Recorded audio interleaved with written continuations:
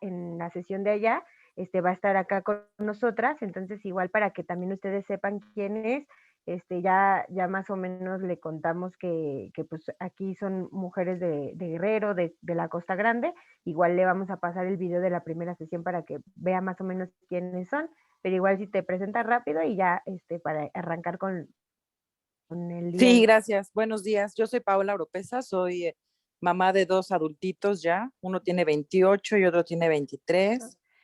Y soy abogada, estudié Derecho y ahora estoy estudiando una especialidad en Derecho, en Desarrollo Humano, perdón. Y pues con todas las ganas de aprender, de cooperar, de conocer más de su estado, con muchas ganas de aprender de todas ustedes. Y gracias por aceptarme en este grupo. Muchas gracias, Paola.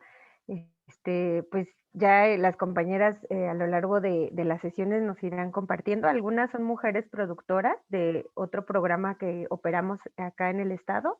Entonces, pues hay experiencias múltiples y diversas y de todo. Entonces, esperamos que también el que te tengamos acá de otro estado vaya nutriendo, ¿no? A que pues la diversidad de todo lo que hay en este país. Sí, Muchas muchísimas gracias. gracias. Gracias. Pues ahora si compartes pantalla, Nicole, por fin, con nuestra presentación del día de hoy para irles enseñando qué es lo que haremos hoy eh, con los temas que tenemos programados, ¿no? Entonces ya les habíamos compartido brevemente que vamos a abordar, entre nuestros temas a abordar son el tema de poblaciones indígenas y también el tema de poblaciones afrodescendientes, ¿no? Entonces este primer taller ya de contenidos está destinado a poder reflexionar de manera individual y de manera colectiva sobre lo que son las identidades, cómo se construyen, de qué están llenas estas identidades y pues hablar un poco en nuestro país de qué es lo que hay en torno a estas identidades de poblaciones indígenas y de poblaciones afrodescendientes. Entonces, pues vamos a hacer ahorita como una pequeña introducción a lo que ha sido este reconocimiento a través de la historia de los derechos humanos de estas poblaciones y pues que pues sí, sin duda hay avances, pero que vamos a darnos cuenta que son muy recientes en estos dos temas en específico, ¿no? Entonces, si le damos adelante, porfa, Nicole.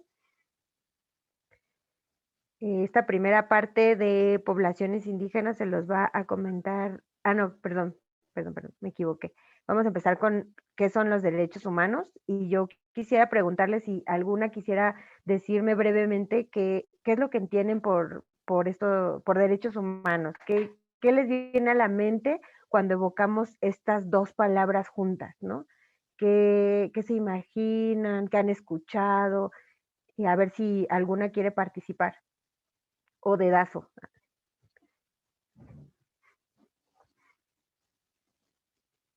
Vamos, anímense.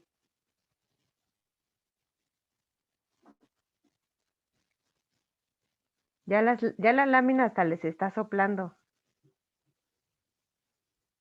Pues no sé, a ver, igual, entonces dedazo.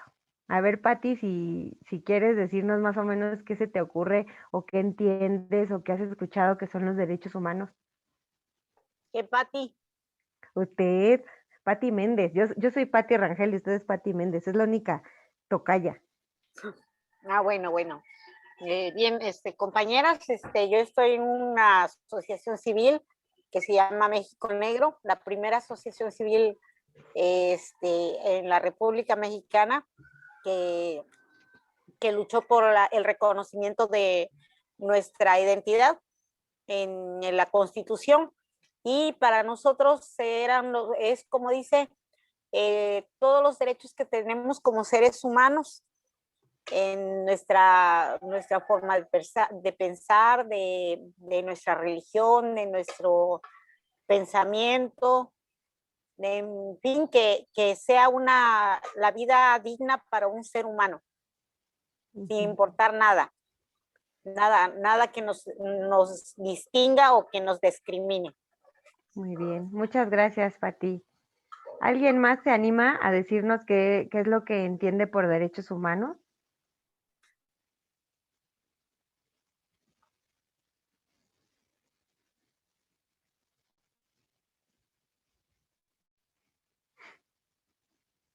A ver si Mayra Camacho nos quiere compartir qué entiende por derechos humanos.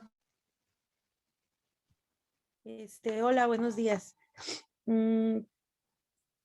Pues derechos humanos son las garantías que nos otorga, por ejemplo, las autoridades. De hecho, para lograr un desarrollo humano, un desarrollo social, no sé, algo así.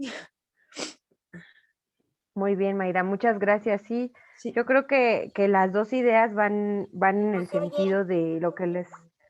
¿Me escuchan? ¿Ahora me escuchan? Sí, sí, Pati, adelante. Ok. Las dos ideas van en el sentido de lo que les queremos compartir el día de hoy. Patti nos compartió una palabra que es clave para entender el tema de derechos humanos, que es la palabra dignidad.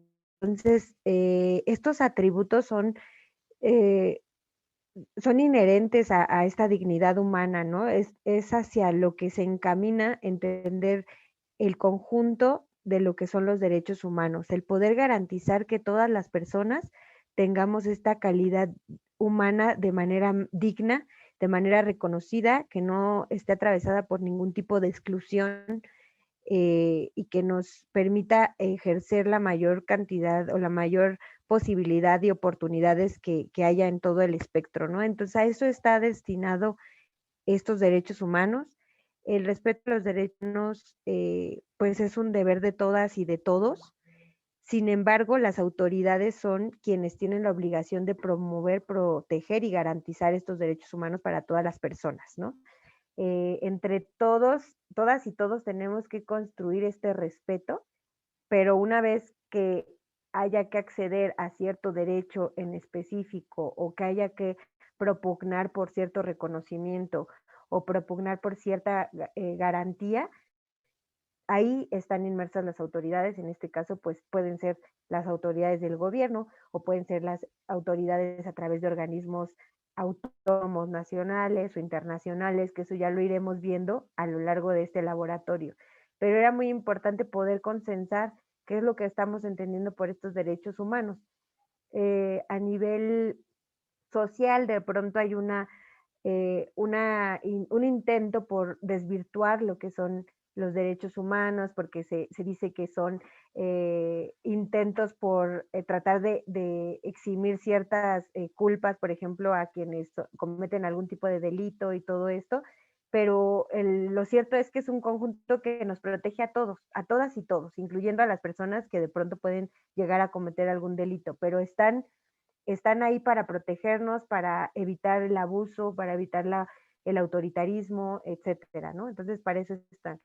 Pues las características de los derechos humanos son, número uno, la universalidad, que es esto de lo que decía Patti, que se refiere a que todas las personas tenemos derechos y no hay discriminación alguna por condición, eh, por cierta identificación, por cierta descendencia, etcétera, no está excluyendo en ningún momento el que puedas tener los derechos humanos. Eso se refiere a la universalidad, que es para todas y para todos. Son interdependientes, estos derechos humanos están vinculados y no pueden separarse o fragmentarse. Es decir, que no puedes. Esto nos lleva también a la siguiente cosa, que es la indivisibilidad. Tú no puedes ejercer un derecho humano sin que todos los demás estén garantizados, porque entonces ahí hay una violación a los derechos. Entonces, esta interdependencia lo que hace es que estén entrelazados y que sean indivisibles. Los derechos humanos los debemos de comprender como un conjunto. Entonces, el ejercicio de los mismos está vinculado a que se garantice el resto de todos los derechos. También cuando existe una violación a un derecho humano, pues están en riesgo cualquiera de los otros. Por eso decimos que no son divisibles. Y el otro punto es la progresividad. Entonces, ¿a esto a qué se refiere? A que debe de haber un reconocimiento y una garantía gradual de todos estos derechos humanos. Ustedes habrán escuchado muchas veces que el Estado mexicano está obligado a garantizar, por ejemplo, la educación. Si bien es cierto garantizar la educación a todas las personas, a lo que sí está obligado el Estado mexicano es a tener cada vez más presupuesto para poder garantizar esa educación. Entonces, no puedes ir en retroceso. Ir en retroceso sería, por ejemplo, cortar programas que están destinados a la educación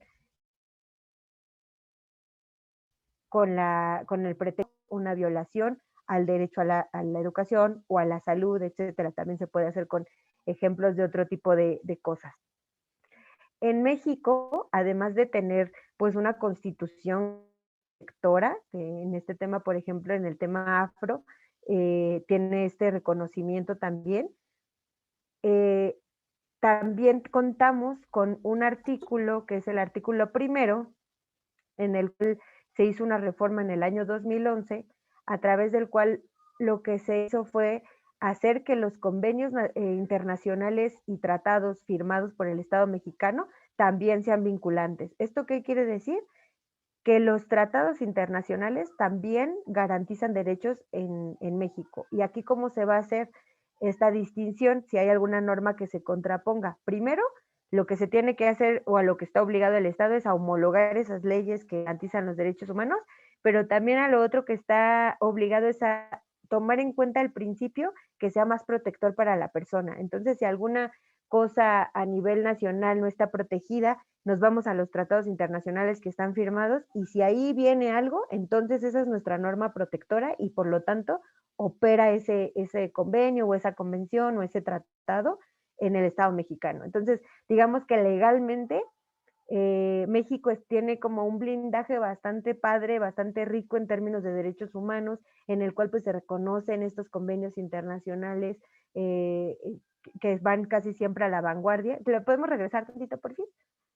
Que van casi siempre a la vanguardia, que van en avanzada, que van marcando tendencia histórica sobre los derechos humanos y que también pues obligan a estas autoridades de los estados, en específico en México, a promover, respetar, proteger y garantizar estos derechos humanos. También hay otra cosa súper importante que se asienta en el artículo 1 constitucional a partir de esta reforma, que queda prohibida cualquier tipo de discriminación. Y aquí es muy clara la Constitución cuando dice que no permite la discriminación motivada por el origen étnico, por el origen nacional, el género, la edad, las discapacidades, la condición social, las condiciones de salud, la religión, las opiniones, las preferencias sexuales, el estado civil o cualquier otra que atente contra los derechos, la libertad y la dignidad humana. ¿Por qué se las leo todas? Porque creo que aquí vamos a trabajar varias que son súper importantes, ¿no? Por ejemplo, el origen étnico nacional, el género y, por ejemplo, también podríamos llegar a tratar el tema de las preferencias sexuales, el estado civil, etcétera, ¿no? Aquí es muy importante en tema de participación política, porque como hemos visto, muchas veces, muchas de estas se han utilizado para tratar de evitar que exista la participación política de las mujeres que están en cualquiera de estas condiciones, ¿no? Entonces se las quise como recalcar muy, muy en específico para que las tengamos en mente, para que durante este laboratorio las vayamos retomando. Tim, ¿quieres participar, Pati?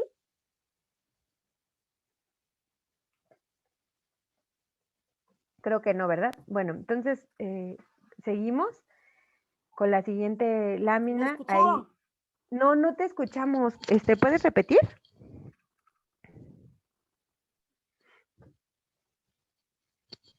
Perdón, también la religión, o sea, fue una de las que se nos pasó porque hay ocasiones que algunas poblaciones no dejan participar a la mujer porque la religión no lo permite o la comunidad no lo permite. Claro, que es un tema que iremos también abordando, ¿no? Que ha sido importante en términos de violencia política de género, el permanentemente decir que hay ciertos usos o costumbres a nivel identitario, comunitario o religioso que impiden la participación, ¿no? Pero que aquí claramente la Constitución está diciendo que pues eso está prohibido. Entonces, vamos a ver muchos elementos para poder propugnar por este derecho a la participación política. Em, Ahora, para abordar más específico, por ejemplo, esta discriminación motivada por el origen étnico o nacional, nos va a hablar Flor de la parte cronológica del reconocimiento de los derechos de las poblaciones indígenas y cómo se ha ido reconociendo también a través del Estado mexicano. Gracias, Patti. Gracias.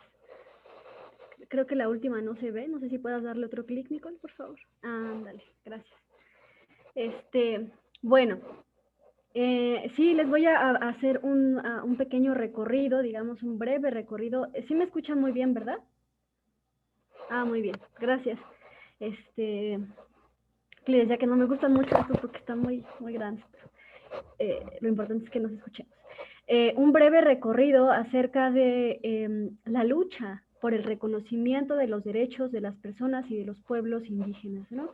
También agregando un poco a lo que ya Patti comentaba sobre los derechos humanos, ¿no? Y retomando lo que Patti dice, Patti Méndez, de la palabra dignidad, que es muy importante para hablar de la vida digna, ¿no? Y para hablar qué condiciones son necesarias para que las autoridades nos provean o nos garanticen una vida digna, ¿no? Y en este sentido, el hecho de que solamente estén reconocidos en la Constitución, o en los tratados, ahorita les voy a explicar un poco más de esto, no quiere decir que en la práctica sea real, ¿no? Porque yo creo que muchas de nosotras no tenemos todos los derechos humanos garantizados, ¿no? A lo mejor no tuvimos, o algunas no tuvieron acceso a educación, algunas no tenemos derecho o acceso a una vivienda digna, ¿no? Entonces, el hecho de que estén plasmados en los documentos, sabemos que hay una larga distancia, ¿no? Entre lo que está plasmado y que se lee y se escucha muy bonito, a lo que realmente sucede, ¿no? Pero en ese sentido, pues también lo que les voy a contar a continuación tiene que ver con la lucha que los pueblos organizados han tenido que emprender para asentar su voz, para ser reconocidos en estos instrumentos, ¿no? Es decir, no es que como que alguien, algún diplomático y alguna diplomática se haya sentado en su supermansión y haya dicho, bueno, pues se me ocurre hablar de los derechos indígenas, ¿no? Desde mi privilegio, ¿no? Desde mi mirada, desde mi vista hacia el, no sé, hacia los edificios más grandes de Nueva York o de donde quieran. No, eso no sucedió, ¿no? La historia real es que los pueblos tuvieron que organizarse, ¿no? Y tuvieron que demandar, hacer ciertas demandas para que fueran reconocidos, ¿no? Y entonces sí pudiera plasmarse en estos documentos sus voces, ¿no? Y aquí, bueno, aquí les voy a contar algunos chismes. Bueno, no son chismes, ¿no? Son historias reales, en realidad, ¿no? En algunos de estos convenios, ¿no? Bueno, iniciamos con el 1957, en el que la Organización Internacional del Trabajo, no sé si ya la hayan ustedes escuchado en algún momento, ¿no? Pero es una organización internacional que hace diversos, o tiene diversos tratados, ¿no? Regularmente sobre trabajo, ¿no? Y bueno, en 1957 adopta el convenio número 107 sobre poblaciones indígenas y tribales, ¿no? Este convenio fue importante porque digamos que fue el antecedente o el precedente, ¿no? Que sentó, digamos, las bases ¿no? Que empezó a sentar las bases para hablar sobre poblaciones indígenas. Este convenio fue ratificado, es decir, firmado y otra vez firmado por 27 países, y en los cuales ya se empezaba a hablar, ¿no? de la problemática de lo indígena, ¿no? Algunos lo han referido así, como la problemática indígena, ¿no? Para el año de 1966 nos encontramos con el Pacto Internacional de Derechos Civiles y Políticos. En su artículo 26 dice claramente que se respetará, ¿no? la pluriculturalidad, se respetará a los pueblos indígenas y a sus modos de vida, a sus modos de organización política, social y cultural, ¿no? Y esto es importante, ¿no? Porque ya también se empieza a sentar en este pacto internacional, ¿no? Bueno, antes también de pasar a los demás, Patti ya lo comentó un poco, pero estos pactos, estos convenios, estas declaraciones son importantes en tanto que los estados los firman y los estados se comprometen a hacer acciones a favor de dichas poblaciones, ¿no? Entonces, hay declaraciones generales, como la Declaración Universal de los Derechos Humanos. Esa seguramente todas la hemos escuchado en algún momento, pero también hay pactos y declaraciones para grupos muy particulares, ¿no? Como el caso de lo que estamos hablando ahora, ¿no? De las poblaciones indígenas. Entonces, bueno, un poco para dar un poquito de contexto, en 1989 también surge el convenio 169, porque a la OIT le encanta poner números, sobre pueblos indígenas y tribales en países independientes, ¿no? Les voy a contar un poquito. De 1989 surge de la revisión del convenio primero que les mencioné, del año 1957, ¿no? Porque en el de 1957 no se agregaba sobre la autonomía y la determinación de los pueblos indígenas. Entonces es hasta acá en donde ya se empieza a hablar sobre eso, porque los pueblos indígenas, pues es importante que sea reconocido y que sea escrito en la letra, ¿no? Que diga que tenemos autonomía,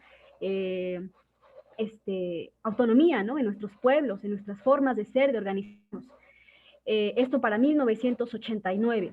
Pero aquí lo que les quiero contar es que en un principio no se le permitía la entrada a los pueblos indígenas a hablar sobre sus demandas. O sea, ¿cómo va a ser, no? Que en estos grandes espacios en donde estaban personas importantes escribiendo, hablando y discutiendo, pero no viviendo esas realidades, no permitían el acceso de las personas a estos espacios, ¿no? Entonces, poco a poco ellos también fueron luchando, ¿no? Y demandando y exigiendo que pues tenían que estar ahí. ¿Por qué? Porque ellos eran quienes vivían esas realidades, quienes conocían sus modos de vida, ¿no?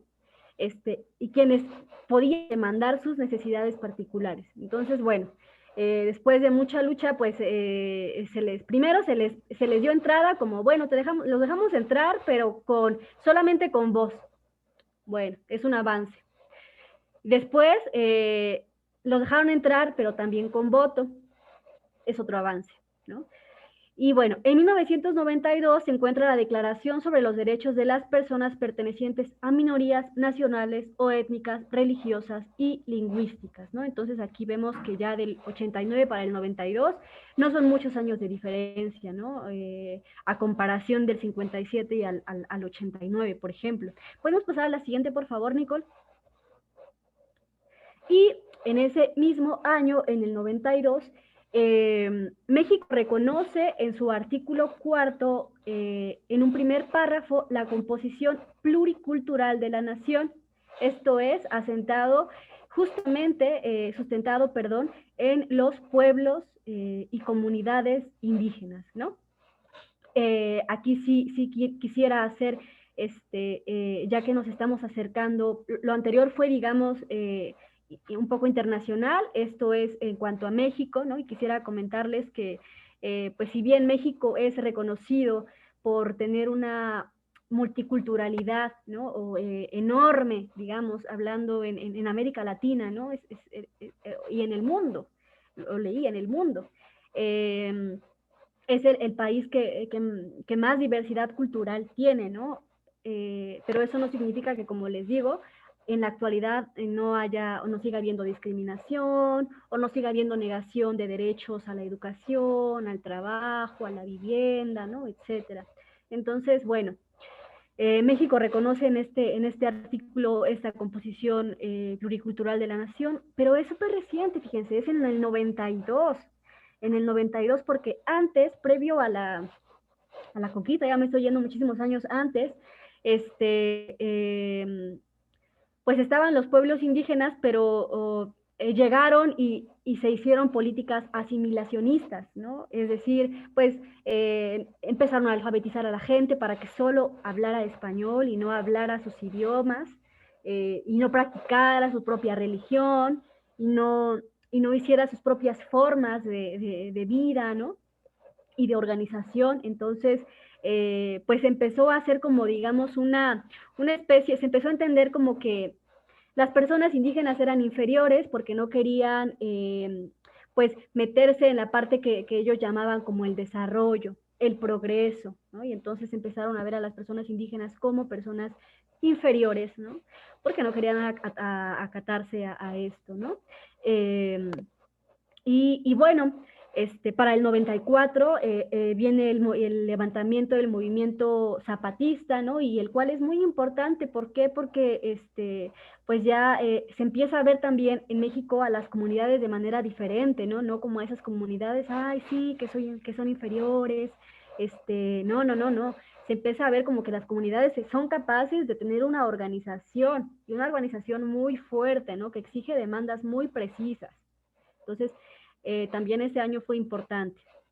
Para 2001 se adicionó al artículo primero constitucional un tercer párrafo relativo a la prohibición de toda discriminación por origen étnico o nacional. Si se dan cuenta cómo va bajando, ¿no?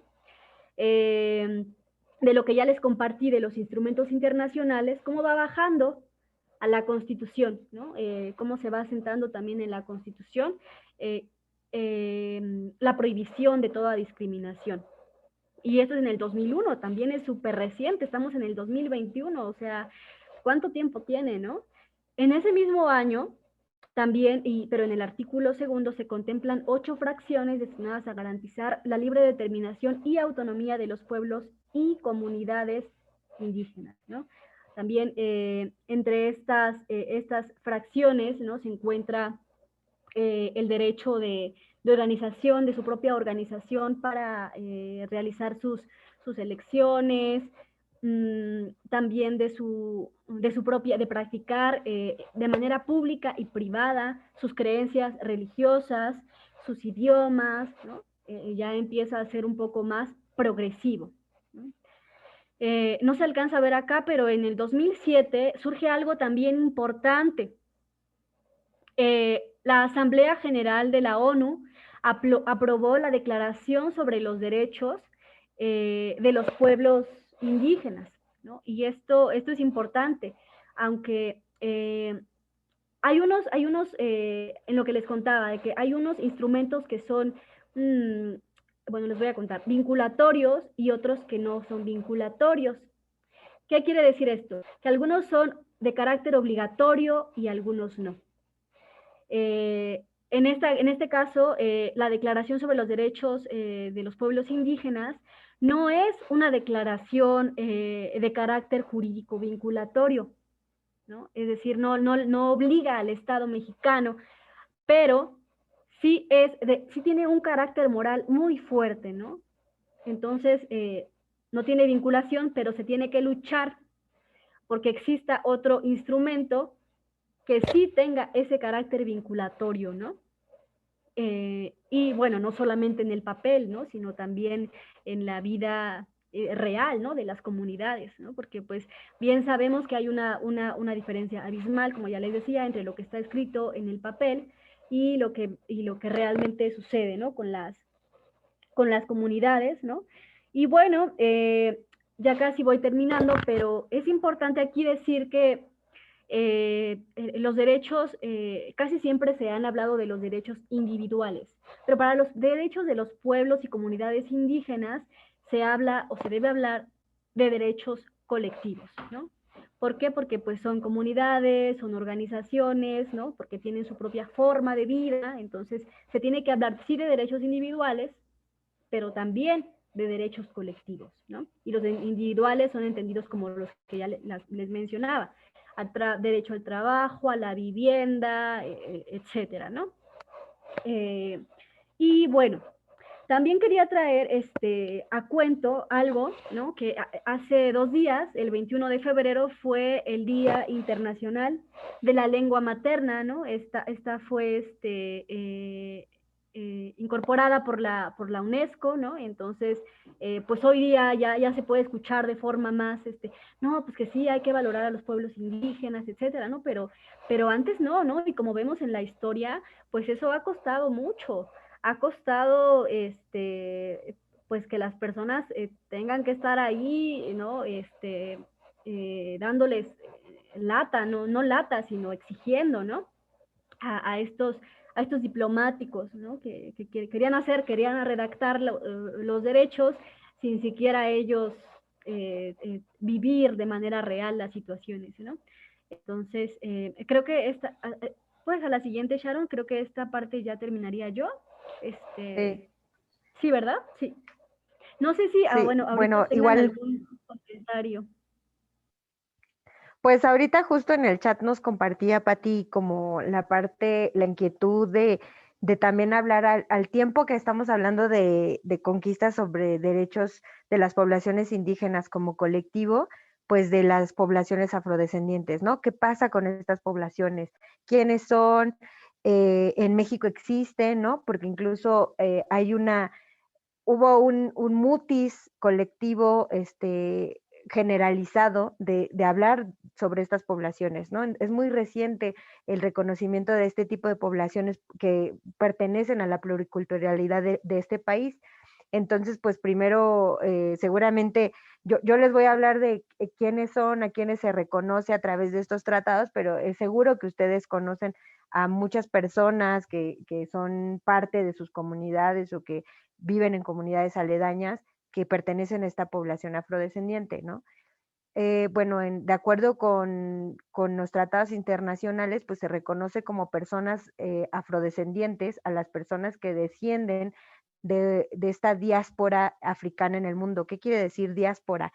Es la dispersión de esta genética africana en el mundo, ¿no? Esto quiere decir, pues, en todos los países del mundo, o en la mayoría y mucho más en América Latina, al tiempo que sucedía la conquista, pues también había mucha migración de población afrodescendiente de forma obligada a través de la explotación, a través de la esclavitud, que los traían a puertos mexicanos o puertos latinoamericanos y que pues por lo tanto se asentaron también en nuestro país y pues existe esta población que pertenece a este gen también africano en el mundo, ¿no? A partir de la Conferencia Regional de las Américas, pues se consolida el proceso colectivo de lucha de estas poblaciones afrodescendientes como un movimiento de identidad, que no nada más pertenece a esta parte genética de pertenencia a las poblaciones africanas, sino también a esta parte identitaria, cultural, comunitaria de lo que significa descender de la población africana, ¿no? ¿Esto qué quiere decir?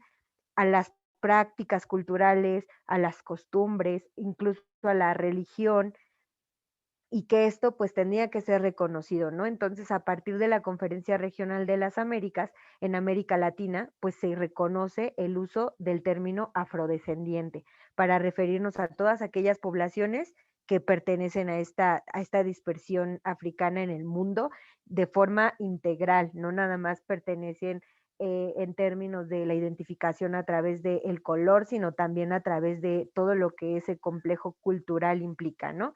Entonces, en México, pues bueno, ¿me pasas a la siguiente, porfa, Nicole? Bueno, en 2000, yo les voy a hablar también un poco del recorrido de este reconocimiento de los derechos, que si en poblaciones indígenas decimos que es incipiente y es muy reciente, en poblaciones afrodescendientes es muchísimo más reciente y todavía hacen falta muchas cosas elementales que se tienen que ir reconociendo, como esto que Patti nos decía del reconocimiento a nivel constitucional de las poblaciones afrodescendientes. Bueno, en 2001, en los lineamientos internacionales de la lucha contra la discriminación y el racismo, se abrió el proceso de la Agenda Global para la Construcción de la Ciudadanía Afrodescendiente. Esto pues se estableció en la Conferencia Mundial de Durban en Sudáfrica. Es como el primer gran acercamiento a nivel internacional para poder hablar y asentar una agenda de lo afrodescendiente. Hemos de decir que en esta ocasión no se partió de una postura tan excluyente como en el términos de lo indígena. Aquí hubo sí ya diálogos con los colectivos que defendían a las poblaciones afrodescendientes, entonces pues empezó primero esta agenda, ¿no? De manera muy, pues muy superficial si lo queremos ver así, porque pues todavía hay muchos derechos que faltan ser garantizados, pero pues en 2001 apenas se empezaba a hablar de esto a nivel internacional. Después, la Agenda General de Naciones Unidas, en la 64 sesión de 2010, promulgó el 2011 como el Año Internacional de las Poblaciones, de las Personas Afrodescendientes. Estamos se dio en el 2011, entonces tiene 10 años que esto sucedió, de pues que hemos hablado de que las poblaciones afrodescendientes quizás son las primeras en habitar el planeta. Estamos hablando de los derechos como colectivo hasta hace 10 años, ¿no? Entonces estamos a años luz de garantizar y de conquistar todos los derechos que son necesarios. En 2013, pues la ONU realizó de los programas de acción para la declaración del decenio de las personas afrodescendientes. ¿Esto qué quiere decir? Pues la ONU empezó con los primeros intentos de poder asentar estas agendas en los países de una forma más clara, de asentarlo en políticas públicas, de comenzar a señalar a los estados parte cuáles son las carencias y cuáles son los derechos que hacen falta garantizar y qué tipo de políticas públicas se tiene que impulsar, incluso señalamientos específicos sobre, pues hay que censar, ¿no? Primeramente hay que saber cuántas personas afrodescendientes hay en los diferentes países y para empezar a incorporar políticas públicas. Incluso hay una demanda colectiva por divisionar, ¿no? Porque siempre los quieren meter como en la misma caja de poblaciones indígenas, y entonces pues dicen las exclusiones, las discriminaciones e incluso el respeto a la pluriculturalidad va por diferentes aristas, no podemos estar metidos en la misma caja que las poblaciones indígenas porque son otras demandas, son otras necesidades. Entonces eso pues todavía hay un larguísimo trecho que ahorita también les voy a contar. Y bueno, este decenio de las personas afrodescendientes es de 2015 a 2024, entonces estamos todavía en este decenio, estamos en el decenio en el que hay que hablar de cuáles son las poblaciones indígenas, las poblaciones afrodescendientes, perdón, cuáles son sus necesidades, cuántas personas hay, en qué lugares, y ahorita también les voy a comentar en México en qué lugares principalmente hay, pero eso no quiere decir que sean los únicos en los que hay poblaciones afrodescendientes. Si pasamos a la siguiente. En México, pues principalmente están asentados en los estados de Guerrero, que seguramente ustedes eso lo sabrán mejor que nosotras, en ciertas localidades, en Oaxaca, en Michoacán y en Veracruz. Esto quiere decir que no haya en otros estados, sino que se ha identificado que en esos estados principalmente que pues también es debido desde la conquista, de cómo iba llegando en estos lugares las poblaciones afrodescendientes. Nos comenta también Patti que, por ejemplo, en Coahuila hay poblaciones afro. Seguramente hay otros lugares, digamos, los más representativos son estos, pero pues también se ha observado que en el estado, la ONU ha observado al Estado mexicano que hay, pues sin duda, una falta de datos sobre la población afrodescendientes, y hay otros pendientes también, ¿no? Como hacer punible las distintas manifestaciones de discriminación racial por este motivo de afrodescendencia, que si bien puede hacerse el símil de lo que sucede con poblaciones indígenas. Estamos hablando de fenómenos también que son totalmente diferentes, ¿no? Aquí hay una discriminación, podríamos decir, hasta a nivel mundial por pertenecer a estas poblaciones afrodescendientes. Hay toda una historia de esclavitud, de exclusión, que es distinta a la de las poblaciones indígenas, ¿no? Entonces, también se ha hablado sobre esta tipificación, sobre esta falta de información de la participación de las personas afrodescendientes, o sea, de incrementar este tipo de políticas públicas, de que participen en la hechura, en el diseño de políticas públicas, y que también puedan plantarse como candidatas y candidatos, que sean y aspiren a cargos públicos, etcétera. Esa también hay una falta de información sobre este tema y también una falta de indicadores para medir si es que existe o no una mejora en la situación de las personas afrodescendientes. No. En el Estado mexicano podemos decir que estamos a años luz incluso de medir esto, porque pues la realidad es que no existen políticas públicas concretas dirigidas a esta población, ¿no? Ahorita también les voy a hablar como de esta iniciativa incipiente que creo que nos puede dar pautas para ir propugnando por la incidencia en políticas públicas. Bueno, con esto queremos decirles que hay, haciendo un resumen de los instrumentos internacionales y las normas a nivel nacional de lo que hay para garantizar tanto derechos de los pueblos indígenas como de las poblaciones afrodescendientes, pues están muy dispares, ¿no? Porque, por ejemplo, aunque todos estos convenios internacionales también, digamos, a nivel nacional se pueden operar para garantizar derechos de las poblaciones afro, lo cierto es que no están especificados para estas poblaciones, ¿no? Y ese también es una demanda y una lucha. Entre los tratados internacionales, pues ya les comentó Flor, ¿no? Tenemos en 1957 el convenio número 107, en 1966 el Pacto Internacional de Derechos Civiles y Políticos, en 1989 el convenio 169, en 1992 la Declaración sobre los Derechos de las Personas Pertenecientes a Minorías Nacionales o Étnicas. En 2007 la Asamblea General de la ONU pues aprobó la Declaración sobre los Derechos de los Pueblos Indígenas. Y en México, pues en 1992 se reconoce en el artículo 4 la composición pluricultural de la nación.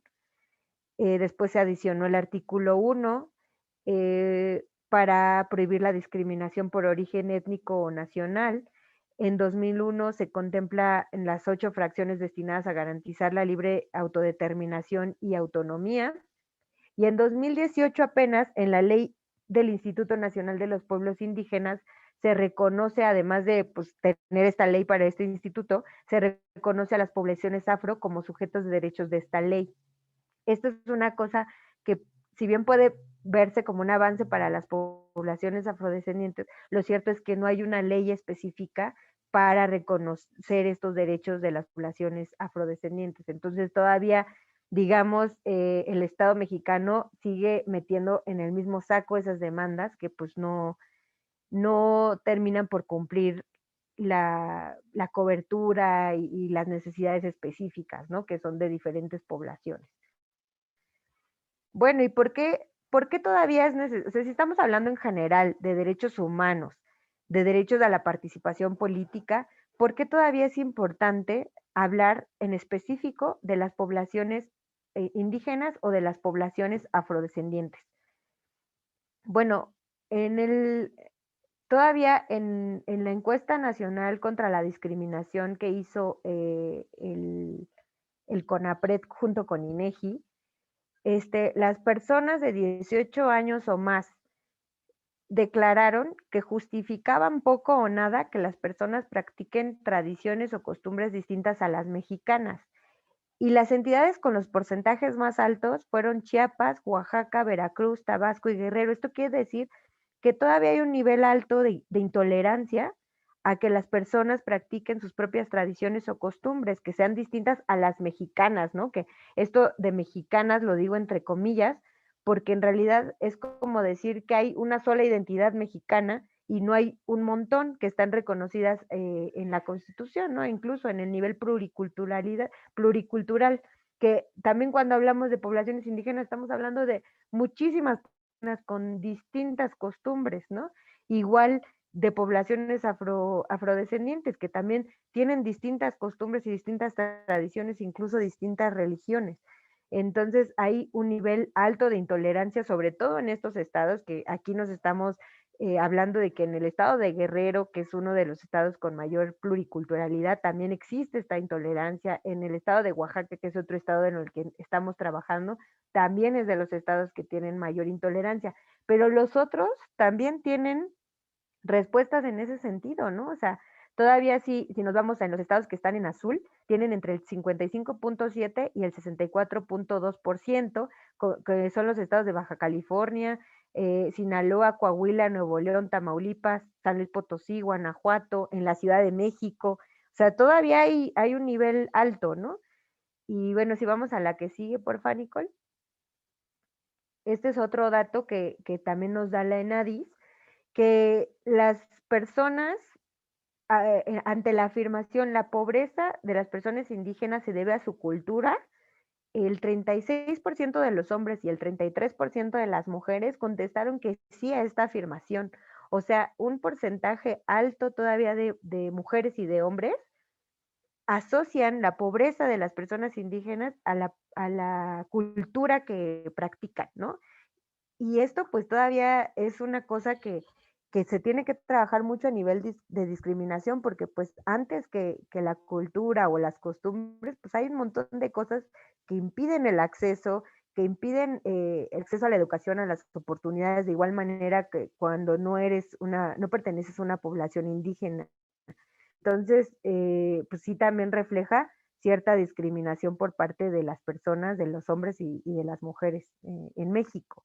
Y pues también les quería compartir que en la siguiente, porfa, pues actualmente como parte de los pendientes del Estado mexicano en tema afro, pues es primeramente saber cuántas personas afrodescendientes hay, en qué estados, con especificidad de la diversidad que existe también en el ser una persona afrodescendiente. Entonces, al respecto surgió la iniciativa Afrocenso, que es igual si quieren meterse a la liga de afrocenso.mx, pues es una iniciativa que está diciendo pues que tenemos que visibilizar a la población afrodescendiente y pues realizar campañas también libres de discriminación, ¿no? De qué es lo que se supone o lo que el estereotipo nos dice que es ser afrodescendiente. Y pues el eslogan de este cartel a mí me gustó mucho porque dice, si me preguntas que soy negra o negro, afromexicana o mexicano, afrodescendiente, pero por supuesto que sí, o sea, también va a esta identidad, al autorreconocimiento como parte de estas poblaciones, ¿no? Y que incluso también atraviesa a lo indígena, ¿no? Creo que hay una intentona permanente por la parte hegemónica blanca, colonialista, mestiza, por invisibilizar o por negar o por tratar de avergonzar a quien pertenece a otro tipo de población.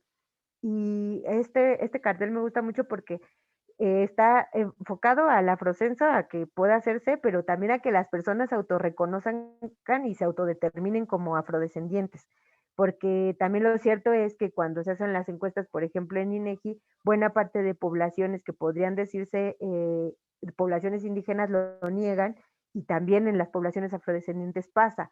Entonces, pues primero hay que sentir pues es un poco también a veces discursivamente mañoso, ¿no? Porque decimos por un lado, siéntete orgulloso y di que eres afrodescendiente o población indígena, pero por el otro hacemos todo para que eso sea una parte de sentirse avergonzados o tener ganas de ocultarlo. Entonces, pues está padre este afrocenso, yo creo que estaría, pues sobre todo Patti, que está como artista, seguramente ya conocía la iniciativa, pero ahí está y se las quería compartir. Yo creo que ahí hay varios carteles padres y videos y todo, y si esto pues logra permear, yo creo que podría ser un pasito de parte de México como para ir reconociendo estos derechos. La siguiente, por favor, Nicole.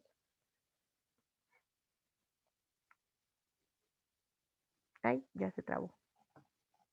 Patti, por ejemplo, nos decía que en Coahuila también estaban los, los negros mascogos.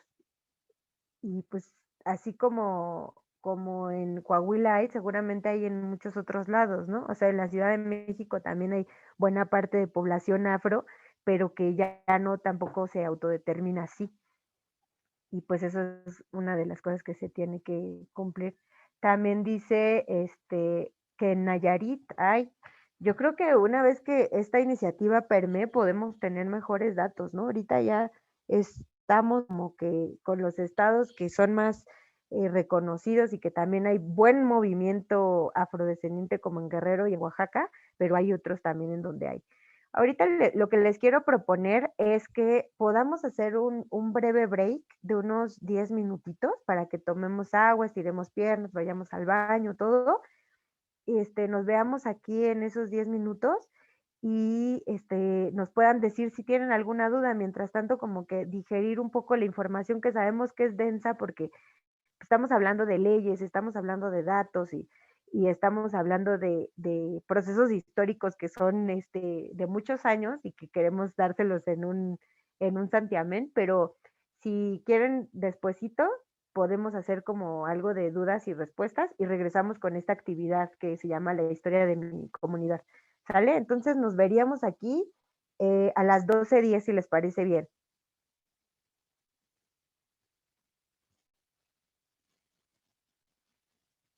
¿Sí? ¿Les parece bien? Entonces, 12:10 nos regresamos. Bueno, tomen agüita. Gracias, De ahorita acuerdo. lo vemos.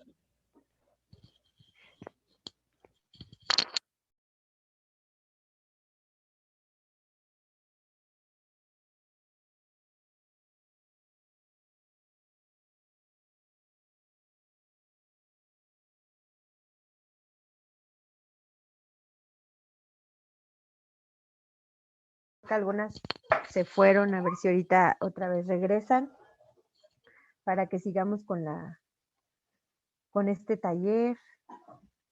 Ya algunas nos compartieron impresiones por el chat, por el WhatsApp, entonces a ver si las podemos retomar por acá para que las compartan con todas y con todos.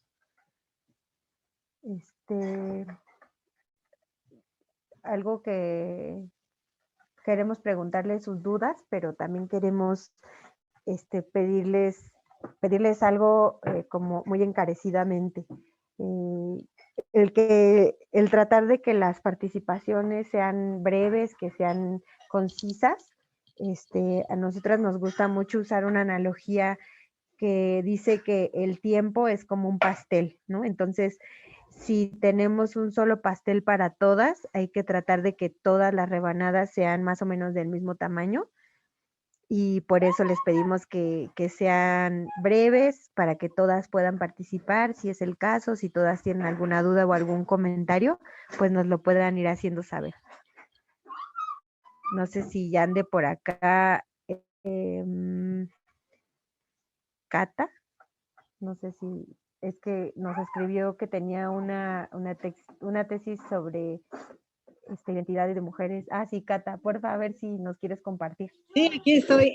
Sí, cómo no, bueno, es un trabajo que ya tiene la investigación más de 20 años. Yo hice la maestría en la Universidad Autónoma Chapingo, en Sociología Rural, y yo elegí el tema de la identidad de las mujeres afrodescendientes, pues porque yo misma soy afrodescendiente, mi papá es originario de Alvarado, Veracruz, y yo desde muy chica le preguntaba por qué le decían el negro a mi papá, a mi abuelito, perdón. Y ya mi papá me explicaba, siendo yo muy niña, de la historia de los africanos en México, de cómo llegaron esclavizados. Y pues eso me marcó muchísimo, saber que yo soy descendiente de algunos, entre otros, también de africanos que vinieron a nuestro país. Y ya posteriormente tuve oportunidad de vivir en Oaxaca. Incluso mi pareja es oaxaqueño, afrodescendiente también. Y ya viviendo en En Tutla de Guerrero, Oaxaca, tuve contacto con mujeres de la costa que llevaban a vender quesos y pescado, y me interesó mucho que eran personas muy particulares, que tenían una cultura muy diferente a la que se conocía en ese lugar donde confluyen indígenas, mestizos, afrodescendientes, etcétera. Entonces, empecé a trabajar esto.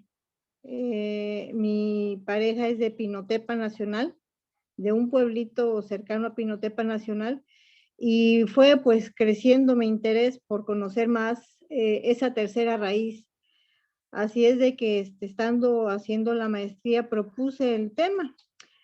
No les voy a hablar a profundidad de este asunto porque me llevaría mucho tiempo, pero sí quiero mencionar algo que a mí me impresionó bastante, que fue cuando yo propuse el tema, los propios maestros de Chapingo me dijeron que a quién le podría interesar un tema, en primer lugar, de mujeres, en segundo lugar, de negras, y en tercer lugar, pues hablar de la identidad, pues como que no hay a quién le pueda interesar. A mí me disgustó muchísimo, la verdad, y eso para mí fue un acicate para que yo defendiera lo que yo quería investigar, y finalmente lo logré. Tuve dificultades académicas, pero pude plantearlo. Yo creo que mi trabajo no está totalmente acabado, pero fue muy interesante indagar sobre las condiciones en que llegaron las mujeres, bueno, hombres y mujeres, pero muy especialmente las mujeres africanas, que fueron una minoría frente a los hombres, y cómo desde el vientre de las mismas mujeres negras esclavas se podía reproducir la esclavitud, en tanto que los hombres, si tenían hijos con mujeres a las que se unían, indígenas principalmente, porque pues era todo un tabú que una mujer blanca se uniera a un africano, pero sí ocurrió, definitivamente sí ocurrió. Entonces, me interesó mucho ver qué tanto marcó esa condición jurídica a las mujeres, y por qué yo veía que lo mismo que decía la gente en Pinotepa referirse a las mujeres afrodescendientes como mujeres pues muy pues en sus actitudes muy abiertas, eran mujeres incluso léperas, decían, mujeres que se decía que embrujaban a los hombres, un montón de cosas y prejuicios que descubrí, que luego en los documentos inquisitoriales, exactamente los mismos prejuicios y causas por las que fueron juzgadas algunas mujeres, todavía la gente lo seguía manejando, ¿no? De que las mujeres eran muy dadas a la entrega de la sexualidad, etcétera. Entonces, fue muy interesante el trabajo para ir jalando el hilo histórico de por qué se dice todo eso de las mujeres, ¿no? Entonces, pues, a mí me llevó varios años, incluso me excedí del tiempo que tenía yo que utilizar, y finalmente, aunque yo terminé mi maestría en el 2006, pude presentarme en el 96, me presenté en el 2001. Pero yo veo que de entonces a la fecha, ya desde aquellos momentos, se estaba trabajando mucho en las comunidades de la costa afrodescendientes, en Coajinicuilapa y en otros pueblos importantes de Oaxaca, esta cuestión de buscar el reconocimiento por el Estado mexicano de los derechos negados a los afrodescendientes que hoy viven en muchísimas comunidades. Sí es cierto en Guerrero y Oaxaca, pero no es la excepción en otros estados, porque se dice que vinieron aproximadamente 2 millones de africanos y que se dispersaron por todo el país, porque fundamentalmente trabajaron en la minería en el norte del país, de Guanajuato para arriba, en muchos obrajes en Puebla y en la cuestión agrícola en Veracruz, y muchos huyeron a las costas de Guerrero y Oaxaca precisamente para poder salvaguardar sus tradiciones, sus costumbres y su libertad. Y por eso se dice que Guerrero y Oaxaca es una zona de refugio de muchísimos negros huidos que les decían, y que los estigmatizaron con el término de cimarrones, igual que los animales. Incluso las cruces que sufrieron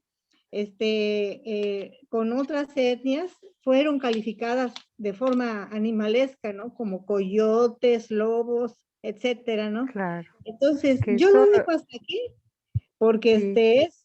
es un tema largo, profundo, y yo les comentaba que yo se los puedo facilitar el documento digital, y si en algún momento pues creen conveniente, pues yo podría participar exponiendo en términos generales el trabajo.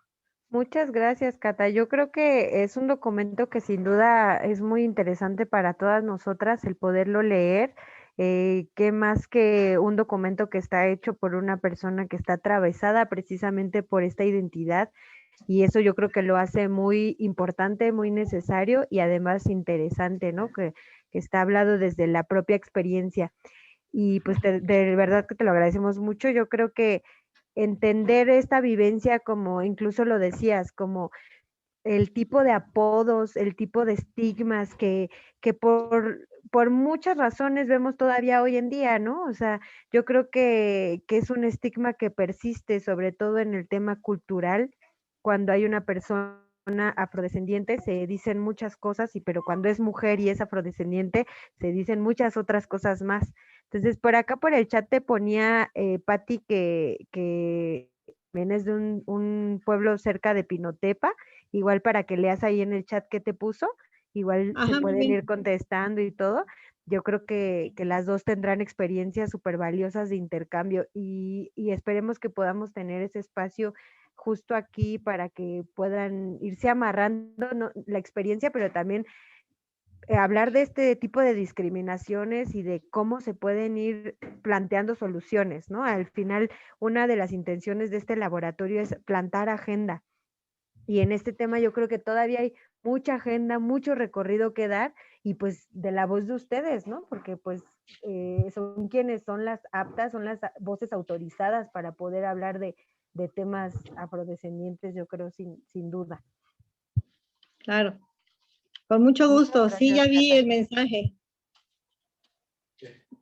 No sé si Gracias alguien por... más quiera compartir o compartir algo con Cata de lo que dijo, de lo que dijimos aquí.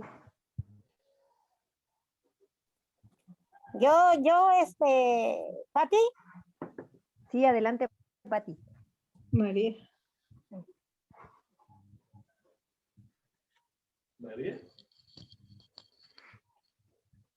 Pati.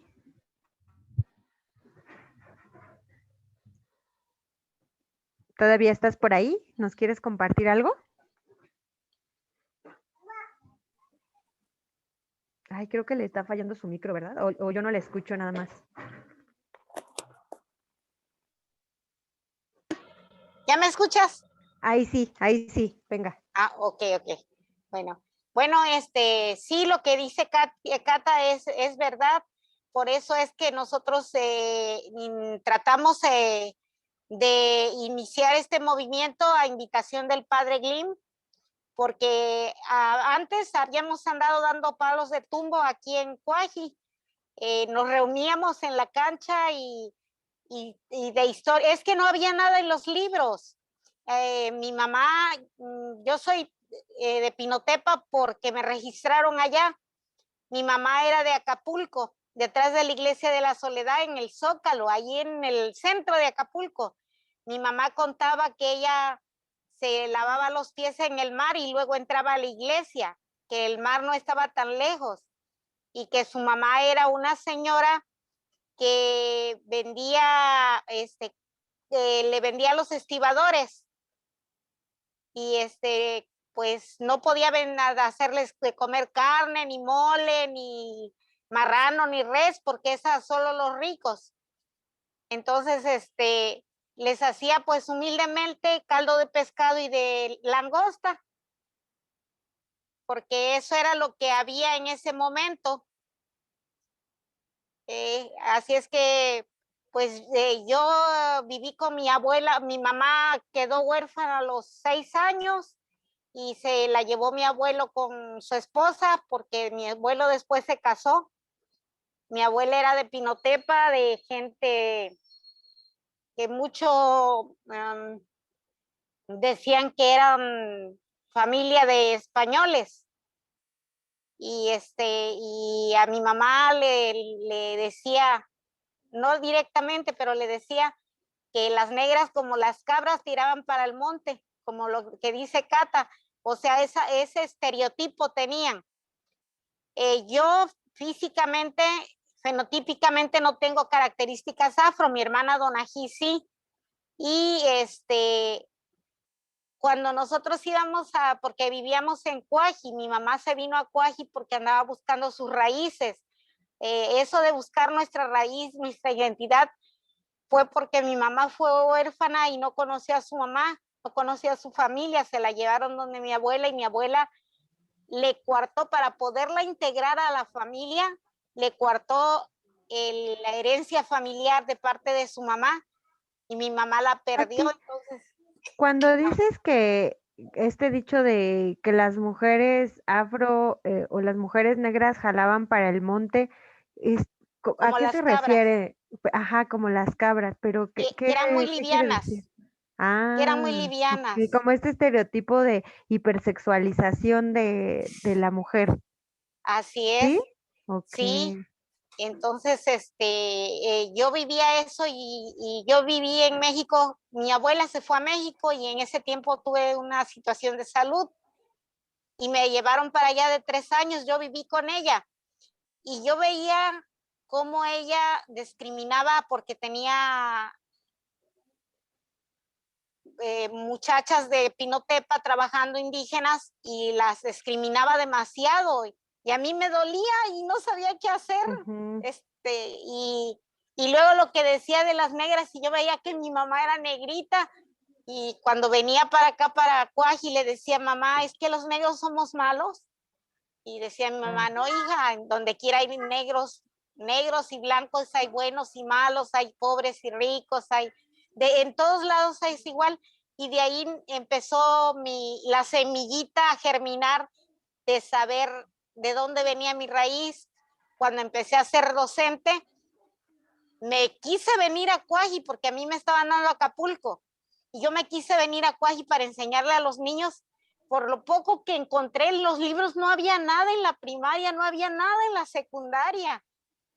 Y sigue sin Y haber mucho, ¿no? O sea, si nos sí, vamos como que hay mucha historia que no está recuperada, que está escrita desde una perspectiva, pues sí, mestiza, blanca incluso, y que no pues se sí, recupera porque, todo por este ejemplo, recorrido. nosotros, yo descubrí que Vicente Guerrero y Morelos eran afrodescendientes ya que salí de la preparatoria, todo por la inquietud, por este movimiento, pero antes yo no sabía, pero sí encontré, éramos muy curiosas, mi hermana y yo, porque mi mamá murió muy joven, murió de 46 años, mi hermana la más chica, Donají, quedó de 12, 13 años, y cuando ella estaba en la secundaria se fue a la Ciudad de México, y en la Ciudad de México les dejaron una investigación y nos gusta leer mucho. Entonces ella encontró un libro de historia y en la investigación les pedían que un libertador, que hubiera abolido la esclavitud, que llevaran un resumen, una composición y llevó lo de Yanga y la reprobaron. Es la única materia en toda su recorrido educativo que mi hermana tiene una materia que tuvo que recuperar, porque puso que Yanga, Claro. la maestra de historia le puso que ese libro era viejo, que no servía, que eso no era verdad, y más se nos arraigó eso y por eso estamos en el movimiento. Y me dicen, tú no eres negra, porque no se me ve en mi estereotipo, mi fenotipo no es esa característica, a pesar que me parezco mucho con mi hermana, ella sí tiene su cabello chino y sus rasgos, los míos, pero es tan afro, me encanta eso. Pero Cuando justo es esa, ¿no? El hablar de la afrodescendencia tiene que ver también con una cuestión identitaria que va mucho más allá del genotipo, ¿no? Que es Sí, la costumbre, la historia, la raíz, de cómo me siento yo, que el orgullo. con lo indígena ha logrado como permear, ¿no? Y que ya hay esta parte de, si hablas una lengua indígena, pues puedes considerarte una No, persona y esa indígena. Y con la persona afro todavía hay este eh, impedimento, ¿no? De esa fue decir, sí, estamos reconocidos. una discriminación muy grande por parte de la legislación mexicana, Claro, porque para podernos reconocer querían que tuviéramos una lengua. Y fue una injusticia cuando nos trajeron, nos hicieron, hasta les cortaban la lengua para que no hablaran su lengua. claro. Y aparte de eso, había de diferentes etnias de África. Los revolvían para que no pudieran comunicarse. Entonces, Sí. pedíamos, yo sentí esa necesidad de justicia. Claro. Y encontramos la tierra fértil en nosotros. El padre Glín nos echó agüita y nos echó fe y ahí le fuimos echando ganas. Y no ha Pues sido sí, fácil. claro, sí, Pati, muchas gracias por todo lo que nos compartes. Yo creo que a lo largo de todo de estos talleres, eso justo es lo que va a nutrir, ¿no? El que ustedes nos puedan compartir su experiencia y cómo han ido saliendo avantes y qué cosas todavía quedan muy pendientes, ¿no? Entonces les agradecemos mucho esto. Queremos sí ya ir pasando a la actividad porque ya nada más nos queda media hora de estar con ustedes. Entonces, para que la podamos llevar a cabo y pues Flor la va a dirigir en esta ocasión. Gracias, pues, por favor, compartir la pantalla, Sharon. Gracias. Bueno, la actividad se llama La historia de mi comunidad, ¿no? Y bueno, ustedes ven aquí tres cuadros, ¿no? Uno que dice historia, cultura y organización política, ¿no? Que un poco ya nos compartían tanto Catalina como Patti. Hay algunas preguntas en cada uno, se las voy a leer. En la parte de historia queremos conocer cómo se conformó la comunidad, pueblo o municipio al que pertenecen. ¿Sabes cuál es el papel de las mujeres? ¿Qué hechos o acontecimientos importantes marcaron a tu comunidad? Eso en cuanto a la parte histórica. En cuanto a la parte de cultura, tenemos las siguientes preguntas. ¿Qué costumbres, tradiciones o prácticas se llevan a cabo en tu comunidad? ¿Qué costumbres, tradiciones, prácticas han cambiado con los años en tu comunidad? Y si las personas hablan alguna lengua indígena, y si es así, ¿qué lengua? En cuanto a la organización política, ¿quiénes tomaban las decisiones importantes de su comunidad? ¿Cuál era la forma de gobierno de su comunidad? ¿Y cuál es la forma de gobierno actual? ¿No? Es decir, en estos tres, digamos, niveles, queremos conocer y queremos hacer una reflexión colectiva, ¿no? Entonces, a lo mejor acá no todas no todas somos pertenecientes a una comunidad indígena o afrodescendiente, pero yo creo que de todas maneras podemos aportar, ¿no? Entonces, pues aquí se va a quedar la lámina, digamos, con las preguntas para que ustedes, digamos, puedan verlas y puedan, les vamos a dar unos 7 minutos, no sé, bueno, de aquí a las 12:40, para que al menos para sí mismas puedan pensar y contestar alguna de estas preguntas, ¿no? Después de eso la vamos a compartir con todas, ¿no?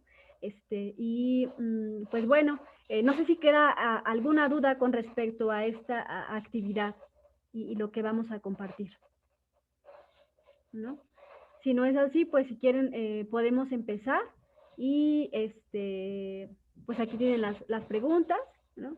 Sería elegir alguna de esas preguntas, contestarlas para nosotras mismas, hacer una reflexión y de aquí a las 12, bueno, ya son 12:35, a las 12, no sé, 42, regresamos, hacemos una una reflexión colectiva y vamos cerrando, ¿les parece? Entonces, bueno, pues si quieren, regresamos a las 12:42.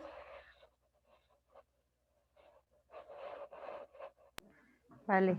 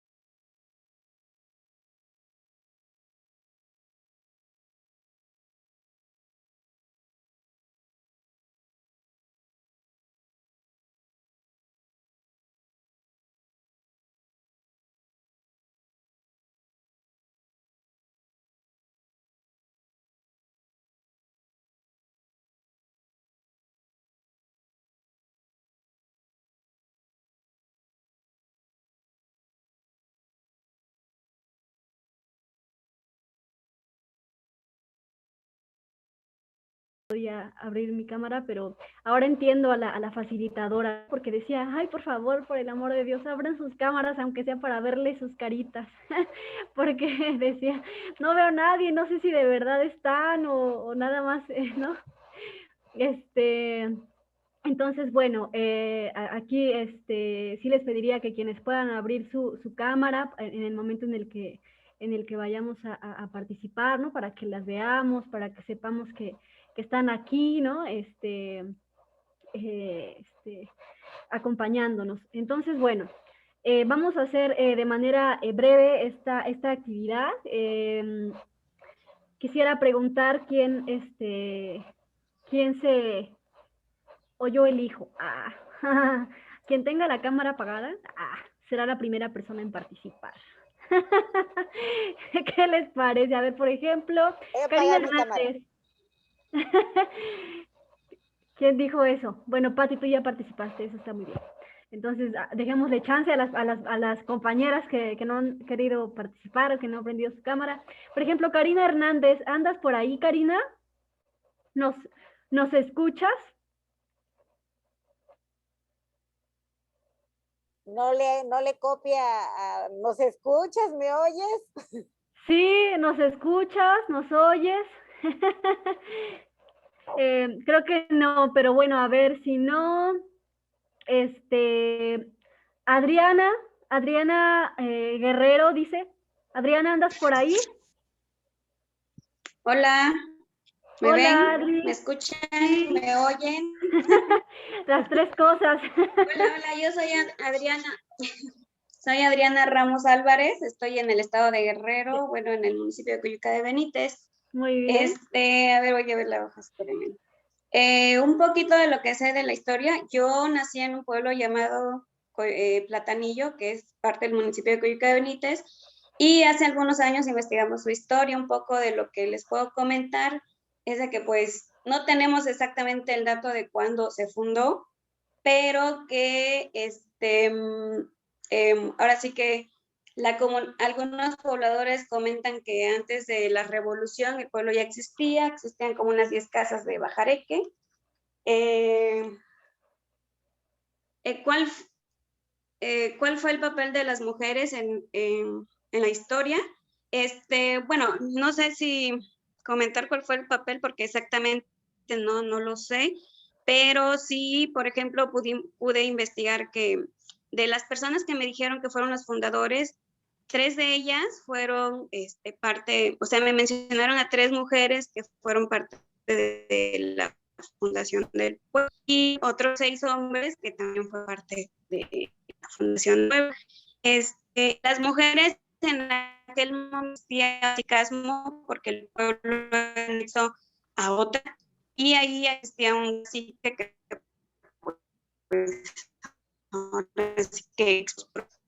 de los pobladores que vivían ahí. Y este señor también existían parte de grupos de guerrillas de aquel entonces llamado vidalistas, que llegaban a buscar alimentos y a robarse a las mujeres. Las mujeres lo que hacían pues era irse a esconder, ¿no? Ahora sí que al monte. Y bueno, en este sentido, lo que sí sé es de que pues los hombres sobre todo se organizaron para que pues esto ya no siguiera así, y todos los hombres, ¿no? Y las mujeres, lo único que les queda pues era llevarse a los críos, a esconderse para que pues no se los llevaran, no las violaran incluso, ¿no? Etcétera. Tuvieron una función más de protectoras, ¿no? Claro. Y pues este fue el acontecimiento un poco más importante, un huracán también que pasó y que destruyó gran parte de la población. Las costumbres, pues acá sobre todo festejan en diciembre, su costumbre, el día de San Judas, y bueno, ahí hacen fiestas, bailes. Ahorita últimamente han hecho cabalgatas, entre otras cosas. Sí han cambiado varias costumbres porque han ido insertando más danzas. Anteriormente no había danzas, y ahorita en las ferias pues han realizado y rescatado algunas danzas que muchas de ellas no son de la región, pero pues se promueve pues el folclore, ¿no? A nivel estatal. Claro. Las personas. Sí, gracias. Si quieres, hasta ahí lo dejamos para que otras compañeras también se animen a hablar. Muchísimas gracias, Adriana, Sí. por compartirnos. Y justo Gracias. sí tocas algo súper importante, ¿no? A lo mejor no lo sabemos, digamos, de primera mano, así de que no, pues yo lo viví. Pues no, ¿verdad? Porque no tengo, eso lo vivieron mis abuelitos, o mis bisabuelitos, o mis tatarabuelitos, etcétera, ¿no? Pero son historias que nos contaban, ¿no? Entonces, algunas sí nos tocó vivirlas, algunas no. En ese sentido también quisiera que también fueran las participaciones, ¿no? Excelente, Adri, como lo mencionaste. A ver acá, ¿quién más? Aurelia Gutiérrez, ¿andas por ahí, Aurelia? Sí, aquí estamos, buenos días. Buenos días, sí te escuchamos súper bien. ¿Tú qué quisieras compartirnos, Aurelia, de alguno de estos aspectos en cuanto a historia, cultura o la organización política? Menciónanos también de qué municipio y estado eres, por favor. Pues soy de aquí de Guerrero, soy en Yuca de Benítez, soy del Bordonal. Su historia es muy corta porque el Bordonal se vino fundando más o menos en el 65 con la llegada de soldados. Fue cuando se empezó a poblar porque ellos llegaron a hacer tabique ahí, se llevaron a sus mujeres, algunos se quedaron ahí, empezaron a llegar los pescadores de diferentes comunidades porque está la laguna cerca. La función de las mujeres ahí fue apoyar a los maridos porque los que sacaban pescado iban las mujeres a vender el pescado a las comunidades aledañas que nos queda cerca, a Yetla, Embarcadero, iban para allá. De hecho, ellas fueron las que empezaron con la venta y aprendieron algunas a hacer tabique, entre ellas yo. Las costumbres se festeja el Día de Muertos, el Día de la Virgen. Pues no se hace mucho, nada más hacen pequeñas fiestas. Algunas veces se han hecho toreadas, pero nada grande. La forma de organización, al principio eran los hombres los que gobernaban, pero poco a poco las mujeres hemos ido ganando terreno. Ha habido algunas delegadas, a pesar de que a los hombres no les gusta que las mujeres, dicen ellos, que las manden, pero ha habido delegadas que han sido como 4 delegadas en el transcurso del que yo he vivido ahí, pero sí es un poquito, ¿cómo se pudiera decir? Problemático cuando son mujeres las que son autoridad. Y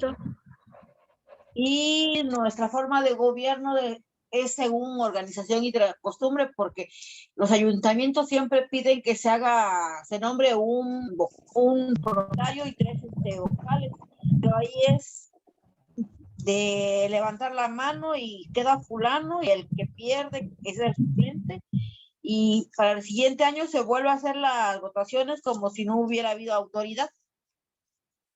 Entonces dicen ellos que son usos y costumbres las que nosotros tenemos. Claro. De forma Sí. sin historia de mi comunidad. Sí, muchas gracias, Aurelia. Sí, justamente más adelante, me parece que si no en la segunda sesión, vamos a retomar justo esto que nos comentas, ¿no? Las formas de organizar, las formas de gobierno. Vamos a tener una última participación, a ver quién será bueno, quién será la víctima. Ay, no es cierto, no se crean. Bueno, aquí por ejemplo, bueno, lo que pienso, quién será la siguiente persona o quién quiere promoverse. Karina Hernández nos escribe: actualmente estoy en Ciudad de México, pero el municipio del que provengo es de Iguala de la Independencia, cuna de nuestra bandera, en donde las mujeres participaron activamente durante la independencia de México. Han sucedido acontecimientos muy violentos que tienen que ser visibilizados, como la desaparición forzada de los 43 estudiantes, lo que provocó gran indignación. Hay una participación cultural debido a los eventos históricos que se dieron aquí. Es correcto, muchas gracias, Karina, por compartirnos. Y bueno, Aimé, así se pronuncia, Aimé. ¿Andas por ahí, Aimé? Hola, es Amy. Sí, pero es que como estoy en el trabajo, si quieren lo escribo. Gracias. Sí, no te preocupes. A ver. María. Gwendolyn. ¿O ya dije Gwendolyn? No, ¿verdad? ¿Andas por ahí, Gwendolyn? ¿O ya nos abandonaste? Que quisieras compartirnos. Ay, sí, no te preocupes. Eso pasa. Me fascina escucharlas y estar así. Bueno, yo ¿Quieres compartirnos algo de esto? De historia, de cultura, de organización y decirnos de dónde vienes? Sí, he estado escuchando todo y me encanta. Bueno, yo soy Gwendolyn Maldonado. Tuve una mamá maestra rural, así que yo fui de pueblo en pueblo dentro de la ciudad. Primero empecé en San Jerónimo Lídice, lo que ahora es así de mucho abolengo. Antes eran piedras y víboras textuales, alacranes también. Por azares de la vida me salgo y regreso bueno, de ahí me subí al Pedregal de San Nicolás, que es por donde está Six Flags, más arriba. De ahí fui muy feliz en todo lo que dicen aquí la compañera que habló de Oaxaca. Haz de cuenta que así fue mi vida, muy feliz en mi pueblo de Contreras. Yo nunca sufrimos lo del bullying, porque la mayoría éramos hijas de madres abandonadas, solteras o dejadas, así que éramos todos muy felices. La normal era la familia que tenía mamá, papá, hijitos. Ellos eran los anormales, no nosotros. Por azares del destino llegó aquí a la colonia Álamos, de ahí me cambio a Villa de Cortés, y algo que me gusta de esta colonia tan citadina es que defienden mucho sus culturas, defienden hasta las piedras, ¿no? Las placas de la calle, aun cuando está muy céntrico, las defienden tal cual. Se conformó la comunidad de Villa de Cortés por un capricho de la esposa de Porfirio Díaz, el cual quería venir a tomar el té exactamente entre lo que ahora conocemos como Xola y Calzada de Tlalpan. Para ella este viaje hacia el pueblo de Tlalpan, recordarán ustedes por la historia que eran vías, se le antojó a la señora hacer y le pusieron una fuente. Tenemos el Parque Victoria, que está la primer fuente traída con azulejos de Francia, y ahí se venía a tomar el té. Posteriormente, el papel de las mujeres en esta colonia es muy activo toda la vida, y ahorita somos mucho más activas en protestar, en quejarnos, en no dejarnos. Tenemos una líder, Gabriela Ortega, que nadie le paga, al contrario, le rayan su casa, le mientan la madre y demás, pero ella sigue defendiendo los patrimonios de la colonia. ¿Qué acontecimientos importantes marcan nuestra comunidad? El que todavía nos preocupamos por el vecino de enfrente, el que ya tiene varios días el correo en qué le ha pasado, el que hay un chat, un WhatsApp, y podemos decir, oigan, ¿quién tiene el número de la tortillería? oigan, voy a ir al Zócalo, alguien necesita algo. Entonces, eso es lo que te puedo decir. Mi colonia es actualmente un ejemplo de chisme. Toda la gente joven nos dice que somos una colonia de viejos chismosos, porque sí, efectivamente nos preocupamos unos por otros, ¿no? Entonces, ahorita te puedo predecir, ahorita pongo, ¿quién sabe inyectar? Y te dicen, yo. ¿Cuánto me cobras? No, pues nada. Yo tengo una fundación, se llama Fundación Fe, Sueños y Esperanzas. Estoy muy encaminada a todo lo que es la alimentación. Entonces el otro es hace como 6 meses, 8, me donaron 3 toneladas de zanahorias, chicas. Imagínense, en Villa de Cortés, 3 toneladas de zanahoria. Un vecino tiene una taquería y nos dejó ponerlas en su estacionamiento. Textual, tapizamos la colonia Marte, la Nativitas, Villa de Cortés. Acabamos en el metro regalando bolsas de zanahorias. Así que, bueno, todo esto que están ustedes haciendo y emprendiendo, gracias. Gracias por ser gente joven y jalarnos a la gente que ya no estamos tan joven. Yo tengo 47 años, pero les puedo decir que si a mí a los 40 años hubiera encontrado un grupo de jóvenes activistas como ustedes, hubiera sido otra parte de mi vida. No estaría ahorita tan estresado como es el querer ayudar a la gente hasta que se nos vino la pandemia. Entonces, gracias por permitirme ser parte de ustedes. Lo que necesiten, está mi fundación, se llama Fe, Sueños y Esperanzas. Y bueno, básicamente a eso es a lo que soy. Fui maestra 23 años, licenciada en pedagogía, tengo la maestría en psicopedagogía, en un internado para varones de madres que también trabajaban. Y por eso te digo, para mí era normal no tener papá, ¿no? Y ahorita que los niños hay que llevarlos al psicólogo porque el papá lo encontraron bañándose, dices tú, ¿qué pasa en el mundo? Entonces, gracias a ustedes por ayudarnos. Soy muy política, la organización política aquí en mi delegación. Un día échense un día que no tengan nada que hacer en la comunidad Villa de Cortés, así se llama la página de Facebook. Somos políticos en contra de políticos. Entonces, es una muy bonita comunidad la que tengo. Muchas gracias. Muchas gracias a ti, Gwendolyn, y muchas gracias, compañeras. Que también les voy a poner en el chat el nombre de la fundación. Claro, y, por favor. A la hora que necesiten algo, estamos para servirles. Muchas gracias, no, hombre, Hasta gracias luego, un gusto. por formar parte de aquí. Dice, estoy cocinando, pues sí, así yo creo que estamos todas, ¿no? Pati está con su bebecito, no, hombre. Esas actividades no se pueden dejar, no te preocupes. Todas hemos compartido, bueno, agradezco las participaciones de las compañeras, ¿no? Cosas un poco más, digamos, citadinas, cosas ya que tienen que ver con comunidades en otros estados, ¿no? Algo que resalta, ¿no? Es también, pues que creo que todas hablaron acerca del papel de las mujeres, ¿no? Que fue diferente en cada comunidad que nos comentan, ¿no? O en cada espacio en el que nos comparten. Pues, quienes tomaban las decisiones, principalmente los hombres, ¿no? Las mujeres eran relegadas y aún todavía, ¿no? A estas actividades como más domésticas, de cuidados, etcétera, ¿no? Pati Méndez levantó su mano y... Sí, quiero hablar. Ah, Pati Rangel, ¿también? Pati Méndez, no sé. Sí, Pati Rangel, ¿puedes tomar la palabra? Yo nada más lo que quería decir es que compartió acá por el chat Aimé. Sí, lo voy a leer. Ok, para que no se nos vaya. Y sí, no. Ahí ya pues, nos puso lo que nos quiere compartir. Y igual Pati Méndez, si quiere platicarnos. Sí, leo lo que compartió la compañera Emi. Ella está en Taxco de Guerrero, actualmente en la Ciudad de México por motivos laborales. Taxco tiene un acervo artesanal, ya que es uno de los municipios productores de plata artesanal y es parte muy importante de la economía del municipio. Y sobre todo las mujeres artesanas que tienen autonomía económica a través del comercio. Órale, sí, pues eso sí, Taxco es reconocido por principal productor de plata. Muchas gracias por compartirnos esto.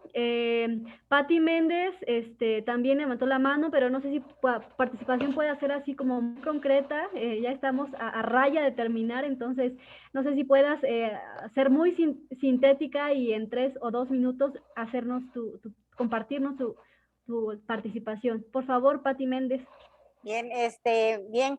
Estoy en Coajinicuilapa, límites de 1 kilómetro para llegar a Oaxaca, Guerrero, Oaxaca. Entonces, yo sí viví, cuando iba a Pinotepa me decían, no, esa negra, mira cómo baila, cómo se expresa, cómo habla.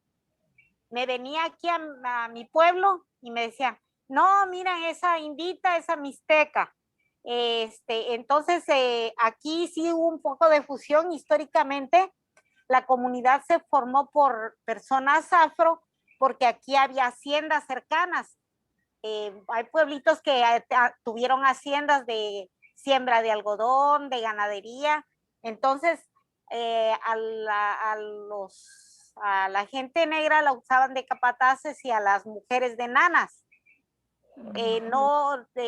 Fue como dijo Cata, un centro de refugio. Se escapaban y aquí mismo se quedaban. Entonces, también fue un lugar de paso, era un lugar que era de descanso para ir a Acapulco o a la Ciudad de México. Entonces era un lugar de concentración, por eso se hizo una feria el segundo viernes. Y eso es con lo respecto al papel de la mujer, eran subyugadas, pero en lo familiar era un matriarcado. Aunque no hablaran en lo político dentro de lo que era la comunidad, en la casa en la que mandaba era la mujer. Aunque tuvieran, porque aquí se acostumbra que los hombres se acostumbraban, ahora ya no es tanto, tenían otras casas, pero la que mandaba era la mujer, y si ella decidía que sí, para que no la molestara, yo creo mucho, dejaba que tuviera otra casa, si no, no dejaba, simple y sencillamente. Y si ella decidía, tráiganse a los hijos para acá, de aquella para que la deje, se los llevaban. Era un matriarcado, ¿cómo decir? Por debajo del, los hechos importantes que marcaron a la comunidad, pues que en la revolución también aquí se fueron, que dejaron abandonado Coaji.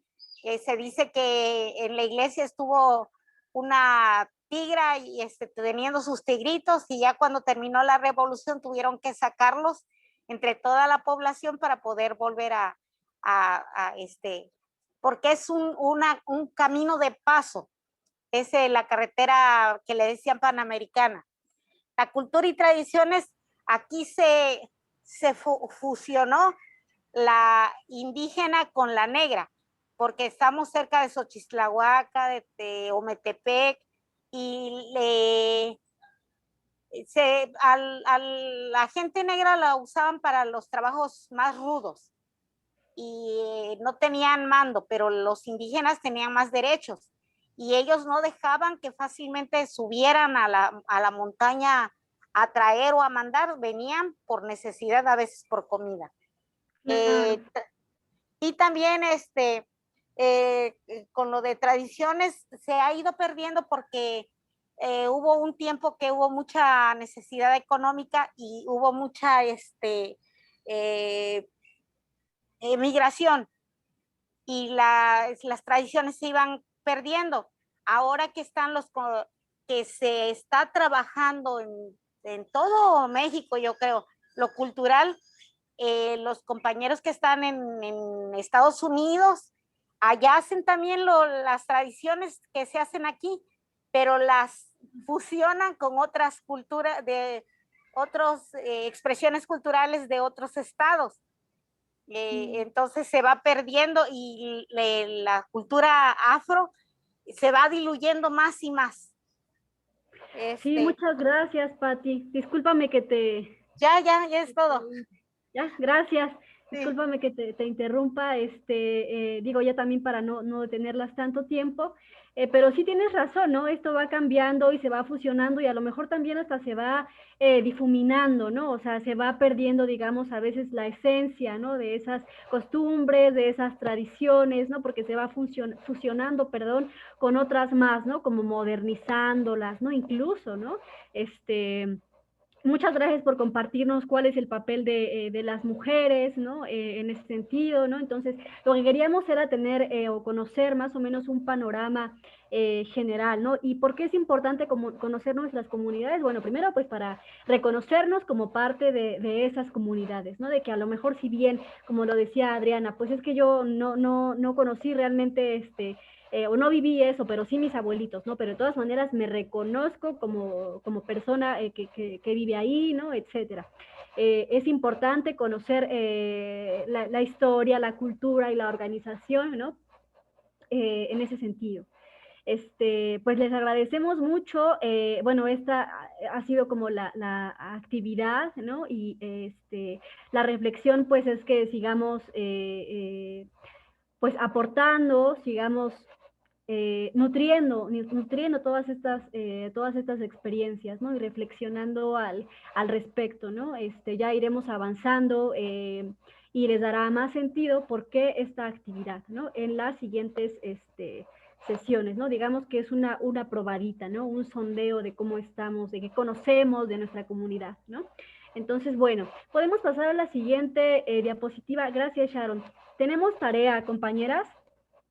Pero no crean que está así tan difícil.